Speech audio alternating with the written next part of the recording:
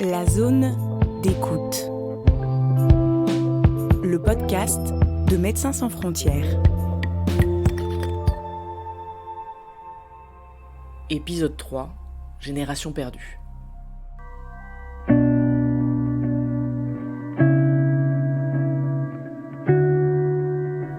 Et devenir papa dans un environnement comme à Port-au-Prince, ça fait beaucoup réfléchir.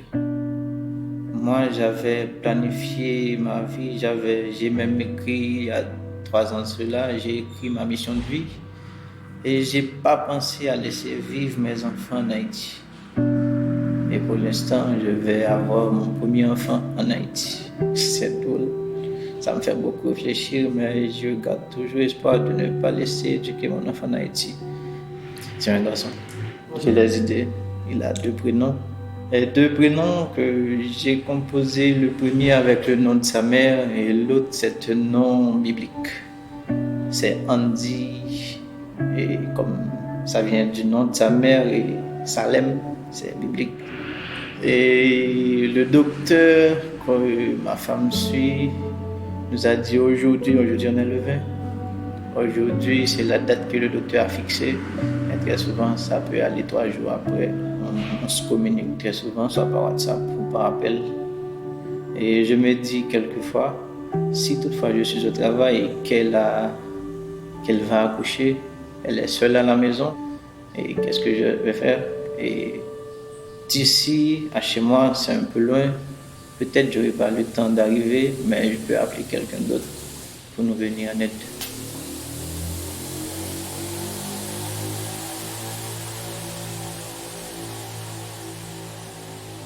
Il y a un impact psychologique. Mes enfants et ma femme, ils ont plus en plus peur. Ils ont peur beaucoup plus. Pendant les 4 dernières années, j'ai victime de braquages à 4 reprises. Et au début de l'année 2023, j'ai été victime de braquages à Delma, pas loin de chez moi.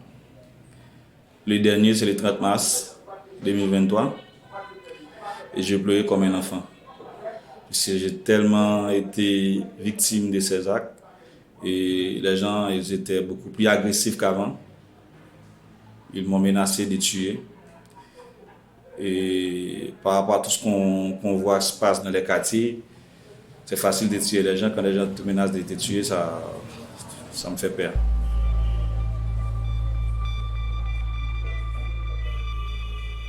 Donc c'est des hommes à moto. Quand je les aperçus venir en face, ils étaient en train de ralentir sur cette course. Je me faisais l'idée que j'allais être attaqué.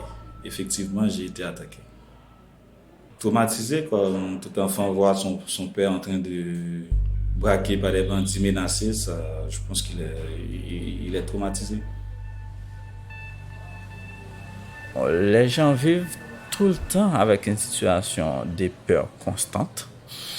Les gens arrivent, comment je dirais ça, à formater leur esprit de manière à, si je prends leurs propres mots, à se résigner. C'est une espèce de résignation.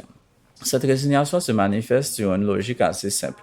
Puisque je n'ai où aller, puisque je ne peux rien faire, je continue à vivre et j'attends le jour où ma mort arrive, où mon tour arrivera.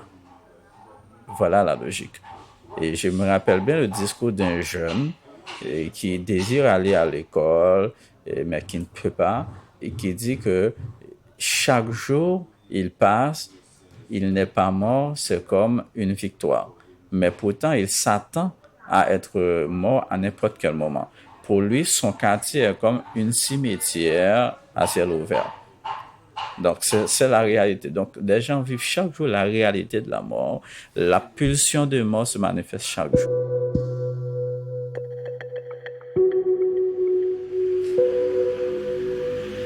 J'ai arrêté l'université temporairement à cause des violences.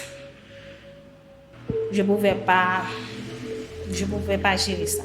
Parce que je suis une personne, quand il y a un problème, si on fait quelque chose devant moi, je vais être figée, je ne vais pas pouvoir bouger. Alors je peux être victime à n'importe quel moment. Et pour éviter ça, je prends un peu de recul et pour recommencer. Et la violence affecte mon quotidien parce que j'avais des projets, j'avais des objectifs avec des tranches d'âge que j'avais visées pour avancer. Alors tout m'a mis à zéro, je ne sais pas quoi faire, je ne sais pas comment faire.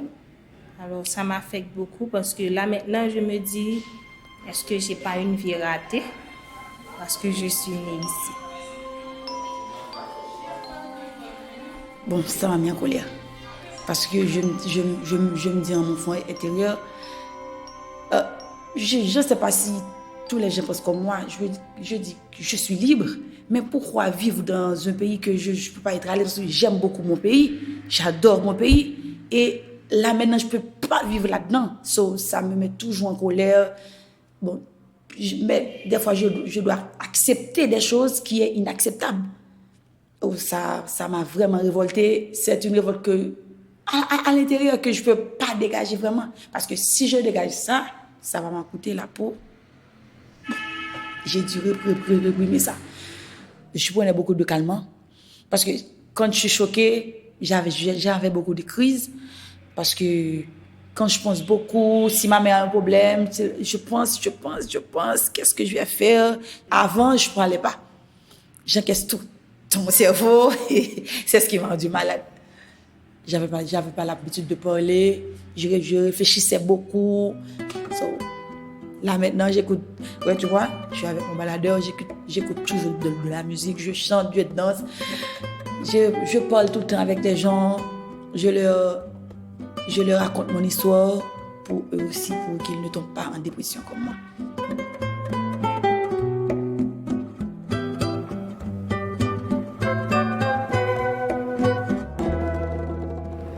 Quand je suis dans la rue, moi, très souvent, je dis à ma femme que je n'ai pas peur.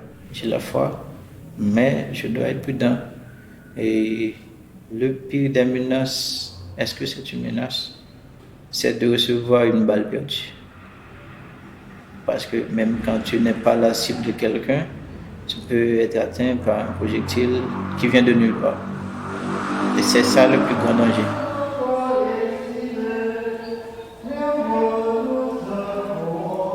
Bon, pour te dire, je ne me fais pas trop de soucis pour ne pas être trop stressée parce que je me suis dit en premier lieu que je ne peux pas me protéger. Donc, je laisse la charge à la providence divine. Donc, avant de sortir, j'ai pris le soin de prier. Mais bien que le pays n'est pas safe, lorsque je regarde autour de moi, je vois que on vit au jour le jour, chaque seconde, chaque minute est comptée. Je suis sûre qu'un jour ou l'autre, le pays va connaître un calme et le jour va arriver. Même si moi-même je ne le sais pas, je peux déjà être une victime, mais je suis sûre qu'un jour, Dieu dira son mot et tous les gens qui font souffrir les autres personnes, et donc Dieu prononcera son jugement envers eux.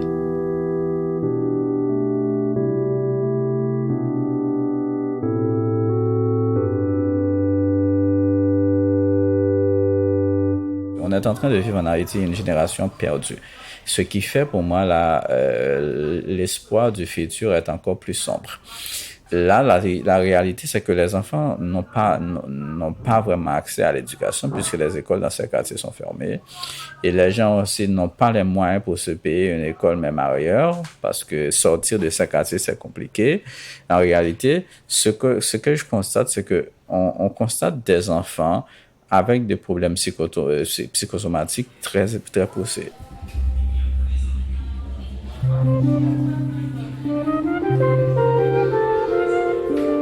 Imagine-toi, tu vois un jeune qui a une arme qui coûte des milliers de dollars américains et cette personne-là vit dans un petit abri avec une sandale, un pantalon déchiré, mal vêtu, mais avec une arme qui coûte des milliers de dollars américains. En fait, ces jeunes se battent entre eux. Il y a une histoire de contrôle du territoire. On dit que c'est pour une question de territoire. Il y a des gens derrière eux qui leur fournissent des munitions, des armes, des moyens pour qu'ils se battent entre eux. Mais il n'y a pas d'élection. Il n'y a rien. Je ne vois pas pourquoi ils se battent. Ils s'entretuent. C'est des gens de ton quartier qui meurent tous les jours. C'est ton frère, ta maman, ton père, ton cousin, tes amis.